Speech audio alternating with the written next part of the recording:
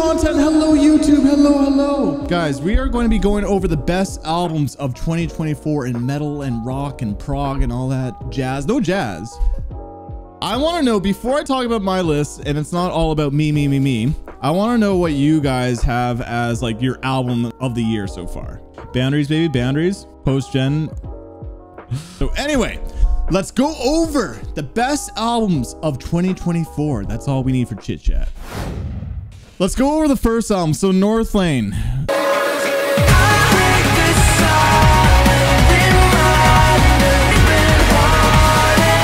A lot of these like albums I actually haven't revisited too much. I think Northlane did a really solid job with like expanding on their sound somewhat. It's a little bit Obsidian, it's a little bit Alien, it's got some Node and Mesmer vibes. It's a good like culmination of all their work, but overall I found myself not really going back to this EP too much, but it's still a solid effort because Northlane does some cool things. I'm feeling just more like a B with this one. Chase Carnison Raid! Let's move on to Darko US. Take it to the top, wanna make your body drop, wanna leave a fucking mark, but I'm a leather stock.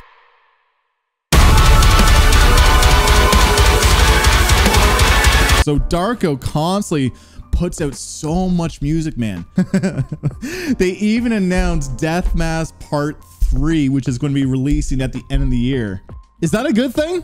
Is it a good thing when a band releases this much music? I'm a little bit conflicted because like in a way it's too much of a good thing. I need some time. Like Darko's kind of clingy. Like I love you, Darko, but you just need to give me some space. You need to give me some space.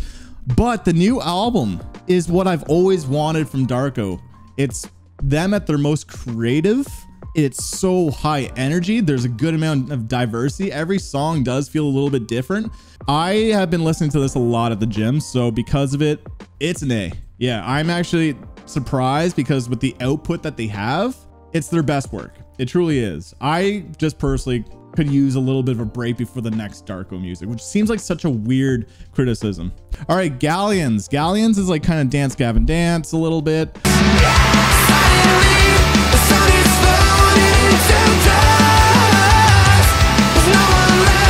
I like these guys. I just found myself that this was a little bit on the bloated side. I think it was like 16 songs, and they had some memorable ideas, but nothing to go back to. Again, it was just a little bit too much on the long side. Because of it, I unfortunately have to put in the C. I still enjoyed it. It's too long. Now, Bad Omens.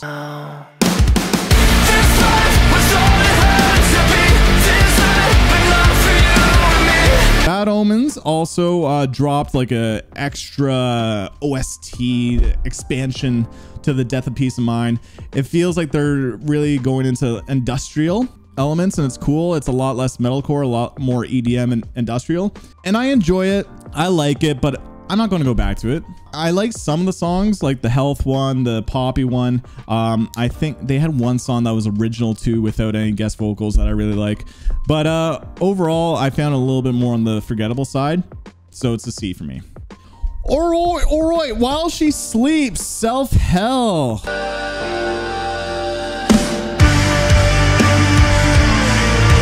I'm not going to lie, I'm a little bit conflicted about this one because I really respect the creativity. It is probably their most ambitious record. And I love the dudes at While She Sleeps.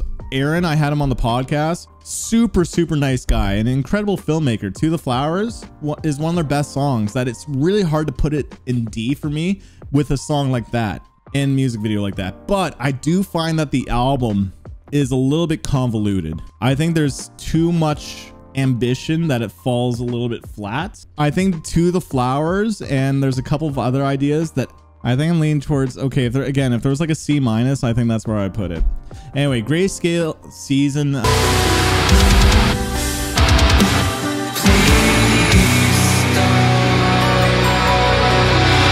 This was cool. Fall metalcore. It has a lot of solid ideas. SA. Now we're talking. People are loving this. You know what? I find some songs really, like their singles are the ones that stand out. I'm forgetting the song titles. The one with the acoustic bridge, I listen to it all the time. I just can't think of the song title right now. That's one of the best songs of the year, and because of it, it's B. Bring Me the Horizon. Next Gen. Here we go. Rescue me. I was very public about me saying, whoa, they revolutionized the sound of emo and like the shape of emo to come. Again, they're taking an old sound that we're all familiar with, but like modernizing it in such a refreshing way. You know, we have revival core and bands that are trying to bring back that nostalgic sound, but Bring Me the Horizon is one of the, if not only band that I've heard that's taken that sound but completely gave it a new look and sound. To me, it's really, really good. It's so catchy. It's incredibly catchy. Now, is it in the S?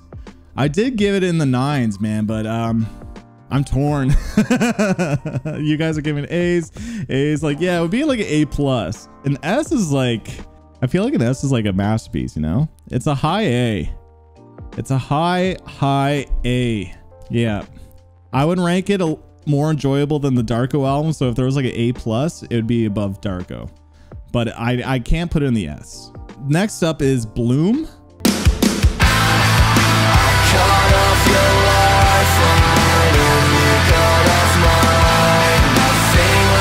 Oh man, it was a little on the forgettable side too. Because of it, it's actually in the C. I know this is going to be shocking, but when I think about it, I do not go back to this record. I'm a sucker for melodic hardcore. Yeah. I just found it a little bit more on the forgettable side, so that's why it's a C. Diamond Construct.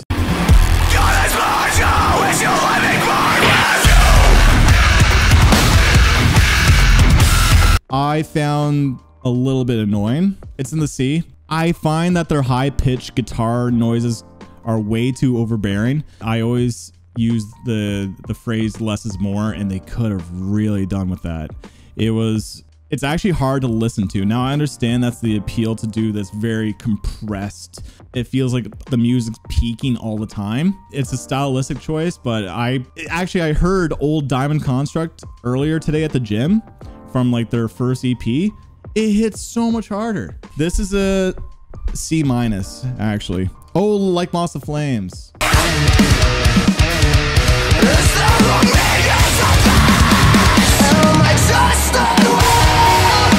Oof. You guys might be shocked with this, but this is another C. When I say C, they're like in the 6. The 6s. They're not bad. They're not below 5s, but they lack memorable ideas for me to go back to. Like Moss Flames has Over the Garden Wall, which has a really sick riff. They're really riffy metalcore, but it almost feels like they're trying to be like Invent Animate, but Invent Animate is like continuing to expand that their sound. I feel like Moss of Flames is almost like going like not really a step forwards, not a step backwards. They're just making a step in the metalcore scene. If you want riffy technical metalcore that is full of like emo, like emotional kind of melodies, then you would love it. But I'm personally kind of fatigued by that sound, so it's in the C. Mirar.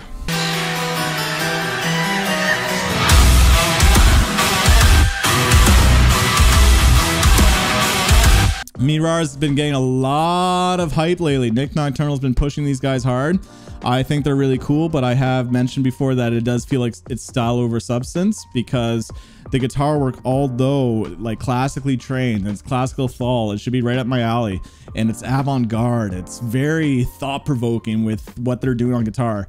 I do feel like that they write really cool guitar sections that are completely innovative, but the songs aren't there. They just feel like kind of pieces put together to form something, but the songs don't really evoke much emotion from me as a listener rather than shock factor. I really feel like this EP relies on shock factor, but I still appreciate it for its creativity and innovation towards guitar, and because of it, another C. Okay, a lot of people have not heard this album, but Darkest Hour, Perpetual Terminal.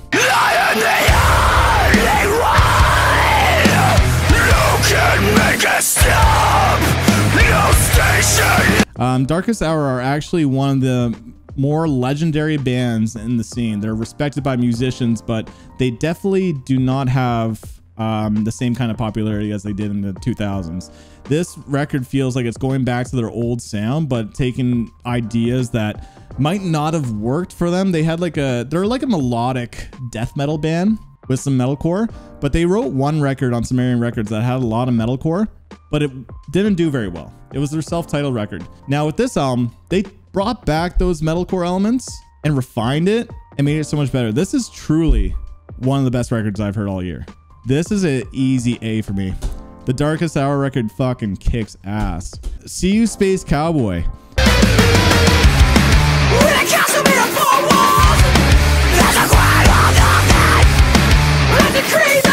See You Space Cowboy has variety, it has passion, it has fun, awesome riffs, fun vocal lines. It's a callback to the 2000s post-hardcore days. You know, they call themselves sassy core because the vocals, and the vocals can get a little bit on the annoying side. I can't even do it, but I think it's a really, really solid effort. It's my favorite. I've only heard 2 albums, but it's my favorite album from See You Space Cowboy.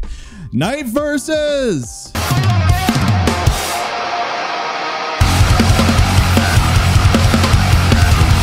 Night Verses has so much cool sections, man. To me, their atmospheric prog metal is so cool and unlike anybody else. There's no one that sounds like Night Verses. They could be an easy A, but I found myself not going back to the record too much and just going back to certain songs. However, I do find that this is one of the better prog metal releases of the year. It's all instrumental, no vocals. They did have a vocalist back in the day, but this is really, really just good musicianship that are full of like song structures that are familiar, with a dedicated chorus, dedicated bridges, dedicated breakdowns, where it feels like still like coherent songs that we're familiar with, but with no vocals. But again, there's half the album I absolutely adore, and the other half is a little bit just like skippable to me, and because of it, it's in the B. B+. Enterprise Earth. So carve me up, so carve me up. So Enterprise Earth is continuing to step outside of deathcore and try new things that are really getting into more prog. But this album, every song is completely different, that in a way it lacks cohesion. It almost feels a little bit jumbled up. I know that's kind of like the intent. The intent is a culmination of so many different ideas. They go from thrash metal to power metal to deathcore to metalcore to prog. It's a very, very cool record with so many amazing riffs. And the vocals are really, really good. This is their new vocalist, Travis, too, stepping in, and he kills it. I can't give it an S, but it is an A for me. One of the best records of the year. Disembodied Tyrant and Synestia.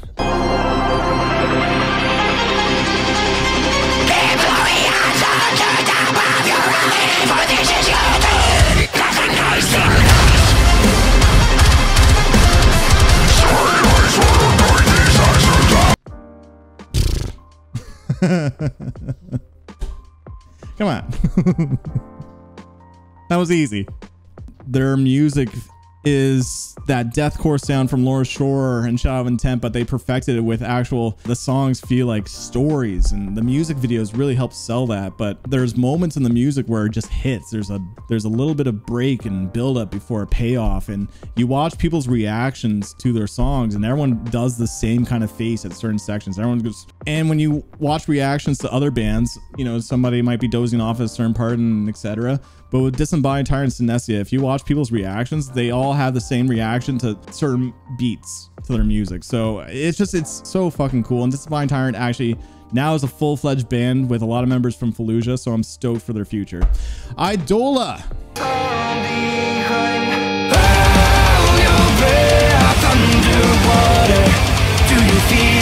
So Idola, Dance Gavin Dance, swancore style music. It's not my favorite from Idola. To me, this is an easy B for me. I like it. I like that they went for a more metal edge, but I can't say that's what I really love about the band. Idola, I've always enjoyed about their soaring vocals, the melodies that resonate with the technical busy musicianship. Instead, this relies more on heavies, and it's cool, but I found myself not enjoying it as much as previous Idola records. Okay, Alpha Wolf. I say, run a rock, count your teeth, pick her up.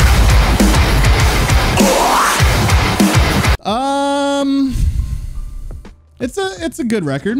I see a lot of people loving this new Alpha Wolf record, and I actually enjoyed the previous record a little bit more. The previous record just spoke to me a little bit more because it was more aggressive, a little bit less new metal, I guess. I did find that their album got a little bit repetitive for me after, you know, hearing so much Alpha Wolf, that stylistically the album art and everything is really cool, but sonically It's not as innovative as I was hoping for it to be, but I still respect the dudes. I like what they're doing, but this is a B for me. Solid, but nothing too crazy. KC.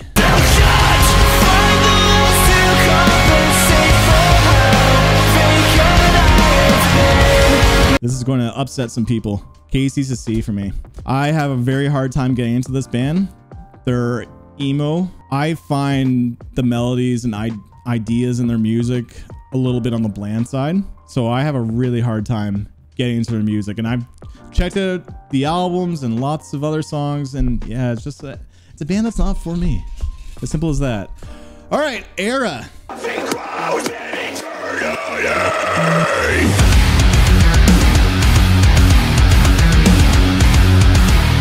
This is another band where I'm close to the musicians. JT is the man. I fucking love JT. He's been such a great supporter to my channel. And I've been a supporter of their band too, even though it took some time for me to really enjoy their music until they're self-titled. Cure, I respect that they're trying different ideas, going for a more proggy, Tool, atmospheric approach with still emphasis on gent grooves and like prog metalcore. I found it's so weird because the riffs are cool, the ideas are cool, but a lot of the album just doesn't hit. And I can't explain it other than it just doesn't make me feel excited. I listened to the main single, Cure. I'm like, that's a cool riff. I heard it live, but it doesn't want to make me throw down. And I can't explain why other than it just doesn't hit for me. So it could be a pure subjective thing, but then they do have a single like Slow Sour Bleed, which is one of their best songs. The use of industrial in that song is a huge standout. To me, let's see. All right. Guys, Boundaries time.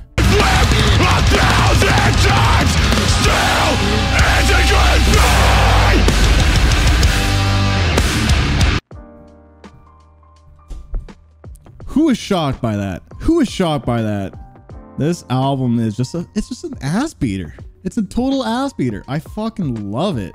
Oh wow, grew on you then? I think no, it's like a high rating though. But like this is still one of my go-to gym albums. I notice on my Spotify playlist when I'm like shuffling through songs, anytime Boundaries comes on shuffle, I never skip. 8.6 or something. Yeah. I'm not going to lie. I feel like 8.6 is still an accurate rating, like looking at it objectively, but pure subjective, I really fuck with the album. I love the features in it. I love how relentless it is. I love the vocal delivery. The vocal delivery just, Matt's vocals and his lines hit so hard. Yeah, it's one of the most pissed bands all the time. Like they're so great for the gym, man. Just need someone yelling right in your ear to lift some heavy weights. I fucking love it. Greyhaven.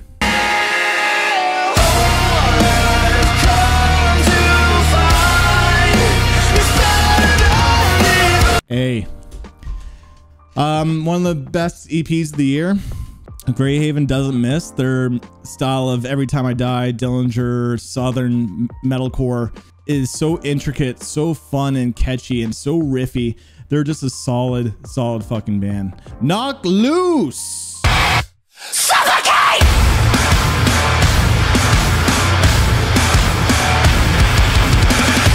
So a lot of people are saying S. This is probably the most talked about album in metal and hardcore next to Bring Me the Horizon. It's making a lot of waves. They're getting a lot of hype. And I love that. I love that this style of music is getting so popular as it is. After hearing the song with Poppy, Suffocate, that song was incredible. It's still one of the best songs of the year. Then when I filmed my album reaction live with you guys on Twitch, I gave everything an 8.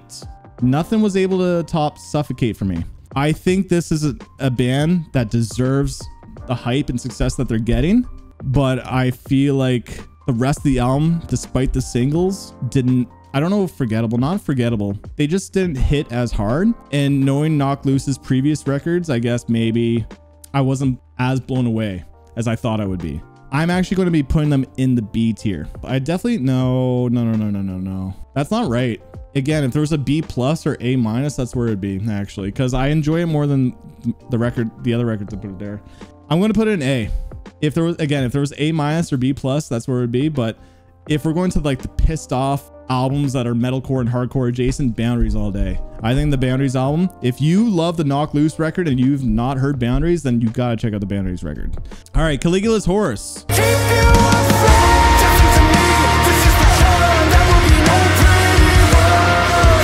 This was really, really good when I heard it, but there's no pull for me to listen to it. Now, I remember when I heard it, I did really enjoy it. And I think maybe that's just because I have no inclination to listen to their music right now. So I can't say it's replayability. I've just maybe not been feeling the need to listen to some prog, but it's good. It's a B.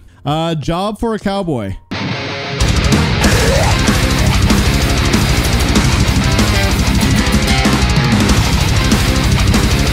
I think it got overlooked because it dropped in January. Tech Death, really, really good musicianship. I think it lacked a lot of like memorable ideas to make it stand out, but it was good. Averlies.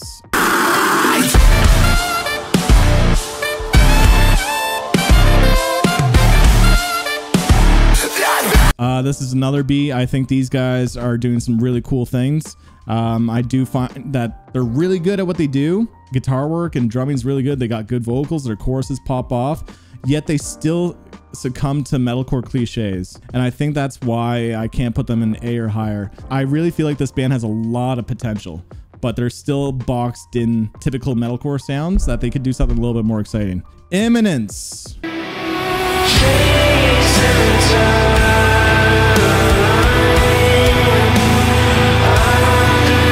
It's their best record that I've heard. The Black, it's beautiful. It's cinematic. I think it is their album that also is putting them on people's radar too. Like, they've been getting a lot of traction here in North America, but I feel like with The Black, people are talking about them. They just got on tour with Bring Me the Horizon too. Well, for one show, but still, that's big news for them. But yeah, I thought this album was really, really good. Relica.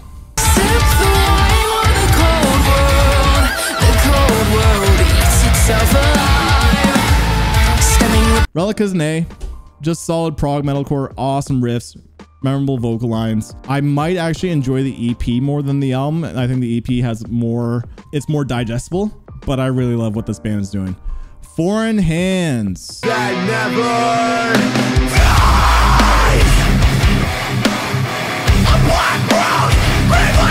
dies. Foreign Hands is actually a C. I like the revival core sound. I just feels too much like a love letter to the old 2000s metalcore that I didn't find it too memorable for me. It's just solid. Nothing, again, too memorable, which is what I look for in some of these albums. Wage War Stigma. No matter how hard I try, you pull me back every time. Try to push away, but I'm right back in.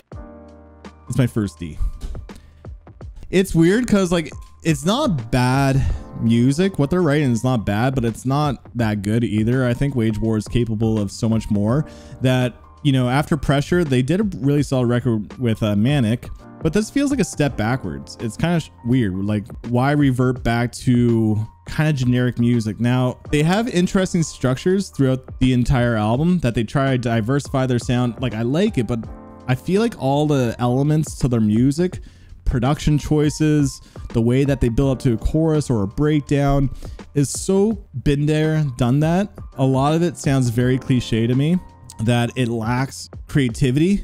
And it's weird because, like, I know that this is like their most like this is their best record to them. As a listener, I couldn't hear it, unfortunately. I found it really forgettable, and that I was actually kind of bored. Not even kind of bored, I was bored through it. So it is my first D. I didn't care for this record, but it's on the F. Again, if there was an F tier, I wouldn't put it there because it's not bad music. I just don't think it's that good, especially for Wage War. So that is how I would rank the albums of the year so far. So we're only halfway through the year. You know, second half could be a whole bunch of S's, whole bunch of D's. We'll find out. But anyway, what is your album of the year? So comment down below, spice up my life, guys. What you think about this list? Am I completely wrong? Am I completely off the boat? Am I drowning in the ocean because I'm so off the boat? Let me know. Hit the subscribe button, hit the like, whatever, do whatever you want. But other than that, thank you for tuning in. Till next time, peace.